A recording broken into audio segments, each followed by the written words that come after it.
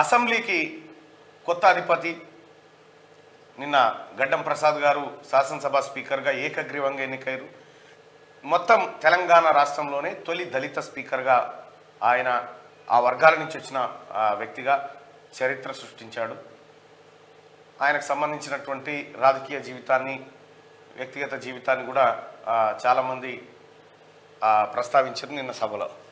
అయితే పాడి కౌశిక్ రెడ్డి బిడ్డ ప్రమాణ స్వీకారం సమయంలో డాడీ ఐ లవ్ యూ అని చెప్పి ఆ పోడియం నుంచి, పబ్లిక్ గ్యాలరీ నుంచి అరవడంతో సభ అంతా కొద్దిగా ఏదో డిస్టర్బెన్స్ అయినట్టు అయింది. సరే, తన తండ్రి మీద ఏ కూతురికైనా ప్రేమ ఉంటుంది, కానీ సో చెప్పాల్సి ఉండనేమో, తెలిసో తెలియకనో ఆ బుజ్జాన్ని ఉంటుంది. ఏదేమైనప్పటికీ అసెంబ్లీ సమావేశాలు మాత్రం నిన్నటి వరకు జర్రా అట్లా నిమ్మలంగా జర్రా పద్ధతి ప్రకారం పోతున్నట్టు అనిపిస్తూ ఉన్నాయి. ఇక ఇవాళ ఏమైనా ఉంటే ఇవాల్టి నుంచి ప్రజా సమస్యలు లేకపోతే ఈ వ్యవహారాలన్నీ తెర మీదకి వచ్చే అవకాశం కనిపిస్తూ ఉంది.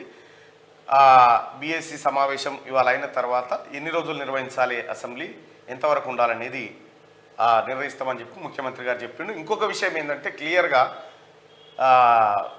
రేవంత్ రెడ్డి గారు చెప్పినటువంటి మాట ఏంటంటే, తెలంగాణ రాష్ట్రాన్ని ఆర్థిక వ్యవస్థను చిన్నాభిన్నం చేసినటువంటి పరిస్థితుల్లో ప్రజల ముందు శ్వేతపత్రాన్ని, అంటే ఆర్థిక పరిస్థితి పత్రాన్ని, వాస్తవ ఆర్థిక పరిస్థితి పత్రాన్ని ప్రజల ముందు పెట్టడం కోసం నిపుణులతో చర్చిస్తున్నాను అనే మాట చెప్పిండు. కానీ 100% పెట్టాలి. నిన్న మార్నింగ్ న్యూస్లో కూడా చాలామంది ప్రజల అభిప్రాయం ఏంటంటే, తెలంగాణ రాష్ట్రంలో జరిగిన అప్పుల వ్యవహారం ఏందో బయట పెట్టాలనేది 93% మంది ప్రజల అభిప్రాయం ఇది. సో ఎక్స్పర్ట్స్ ఒపీనియన్ తీసుకోవచ్చు. బయట పెట్టడం వల్ల ఏం జరుగుతుంది, బయట పెట్టకపోతే ఏం జరుగుతుంది, బయట పెట్టడం వల్లనే ఎక్కువ లాభాలు ఉన్నాయి ప్రభుత్వానికి. ఎందుకంటే గత పాలకులు వీళ్ళు నిలబెట్టడానికి ఉండదు. బోయినపల్లి వినోద్ కుమార్ ఏమంటుండే ఎరికేనా, తెలంగాణ రాష్ట్రాన్ని అంటే బంగారు పల్లెంలో పెట్టి రేవంత్ రెడ్డికి అప్పచెప్పిరట. వీళ్ళు బంగారు పల్లెంలో పెట్టి రేవంత్ రెడ్డి గారికి తెలంగాణ రాష్ట్రాన్ని అప్పచెప్పినామని చెప్తా ఉన్నారు. ఇంతకంటే సిగ్గుసేట ఏముంటుంది చెప్పురు. బంగారు పల్లెమే మీరు తయారు చేసి ఉంటే, బంగారు తెలంగాణనే అయినుంటే మీరు ఎందుకు ఓడిపోదురు? ఈ 1000 కోట్ల రూపాయలు ఖర్చు పెట్టినా ఎందుకు గెలవలేకపోయారు? మీరు చేసింది బంగారు తెలంగాణ కాదా, బొచ్చే చేసిరు. మీ ప్రణాళిక గట్లున్నది, ప్రణాళిక గట్లున్నది, బొచ్చే తయారు చేసి పెట్టిరు. ఇక చాలామంది ఏదో డైలాగులు కొట్టబోయారు, నాలుకే గరుచుకుని ఇప్పుడు బ్యాక్ స్టెప్ వేస్తారు. నిన్న చూసిరా ఏమంటా ఉంటారు, పల్లా రాజేశ్వరరెడ్డిని అట్లా అనలే, ప్రభుత్వానికి కూల్చాలే పోతుంది అనలేదు అని ఆయన. కడియం శ్రీహర్ గారిది అదే మాట, ఇక సుధీర్ రెడ్డి మాట అదే, అందరిది అదే. మేము అట్లా అనలే. ఇక మల్లారెడ్డి ఏమంటుండు విన్నారా, మల్లారెడ్డి గారికి ఈయన ఎవరు ముఖ్యమంత్రి గారు ఎదురుపడ్డాట, ఏం మల్లన్న అనుకుంటే పోయిండట.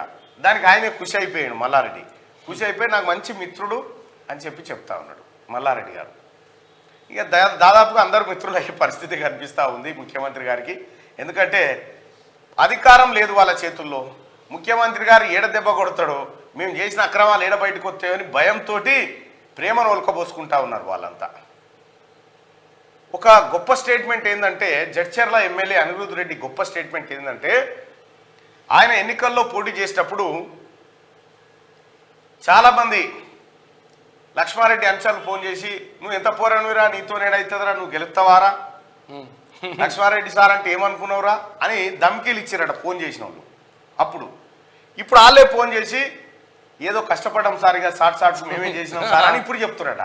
అరే మీ డ్రామాలు బంద్ చేయరురా, నా కాంగ్రెస్ పార్టీ కార్యకర్తలు నా కోసం కష్టపడ్డో లేడు ఉన్నారా, దయచేసి నాకు ఫోన్లు చేయకుని నా దగ్గరికి రాకుని ఆ స్టేట్మెంట్ ఇచ్చాడు ఓపెన్గా. అంటే పార్టీ క్యాడర్ను కాపాడుకోవాలనేటువంటి విషయంలో అనిరుద్ధ్ రెడ్డి వ్యూహం ఎట్లయితే ఉందో, రేవంత్ రెడ్డి గారి వ్యూహం కూడా అట్లే ఉండాలి. చీఫ్ మినిస్టర్ కాబట్టి అందరికీ చీఫ్ మినిస్టరే, విపక్షాలకు కూడా చీఫ్ మినిస్టరే కాబట్టి కొంత ఉదారత ఉన్నప్పటికీ పిసిసి అధ్యక్షుడి హోదాలో మాత్రం నిక్కచ్చిగానే ఉండాల్సినటువంటి అవసరం అవుతుంది. ఎందుకంటే 10 సంవత్సరాల నుంచి కాంగ్రెస్ పార్టీ కార్యకర్తలు అటుకులు బుక్కిరో, అన్నం తిన్నారో, ఏం చేసిరో తెలియదు, కానీ మొత్తానికైతే చాలా కష్టపడ్డారు వాళ్ళందరి ఆశాకిరణంగా ఇవాళ ముఖ్యమంత్రి రేవంత్ రెడ్డి గారు ఉన్నారు. వాళ్ళందరి సంతోషం మేరకు పరిపాలన ఉండబోతుంది, ఉంటుంది కూడా. ఇటువంటి నిన్న జరిగినాయి. ఇక అసెంబ్లీలో లాబీలో జరిగేటువంటి చర్చలు మీ అందరికీ పోతూ వస్తూ చిట్చాట్ చేస్తూ ఉంటారు, అవన్నీ వార్తల రూపంలో బయటకు వస్తూ ఉంటాయి. అయితే చాలామంది పార్టీలు ఇట్లాంటి వచ్చేటట్టు రేవంత్ రెడ్డి గారు నట్టుంటేనే తోబొంట పోకుండా రేవంత్ రెడ్డి గారు ఏం సంగతి అంటే తొలకపోతుండే నడుచుకుంటూ పోతారు అన్నట్టు రమ్మంటుండేమో నడుచుకుంటూ వెళ్ళిపోయే పరిస్థితిలో ఉంది.